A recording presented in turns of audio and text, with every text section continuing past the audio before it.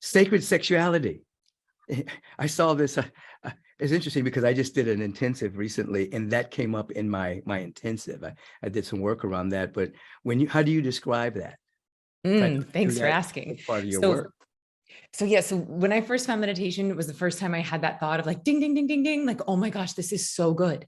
This is the key that everyone's looking for. The thing we're all looking for. It's right inside. Why isn't everyone doing this? And the second time I had this was about 3 years ago, in the deep pandemic lockdown. My Corona bonus is that I actually got brave enough to move through a transition in my marriage. So sweet Jasper, who we just met, his dad, who's amazing, an amazing father, amazing man. Our relationship had come to a completion and we were ready to graduate from it.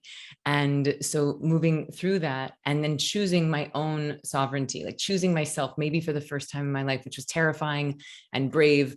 And then there's a Glennon Doyle quote that says, the braver I am, the luckier I become. And so it felt like just that. Weeks after this brave sort of free fall into the unknown, nature started fire hosing me with this PhD in sacred sexuality. I met my best friend, who's a world famous Tantra teacher, Layla Martin. I met this beautiful love, who's still my love.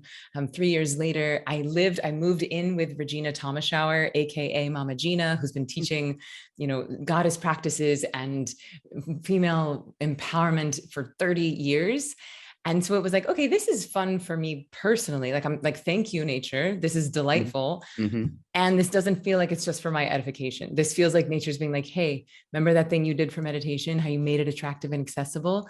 Do that thing for sacred sexuality. Because with sexuality, we have not just curiosity, not just foreignness, which we had with meditation 16 years ago. We also have conditioning and shame and guilt and programming that it's wrong and a bad and sinful. And so I knew that this was a bigger mountain to climb. And it felt like I would need a lot of hands on deck, that was going to be like, hey, we're going to need a whole collective of people, like really helping to remind people of their own divinity. Because to me, it's like nature gave us these tools. Nature gave us this internal pharmacology.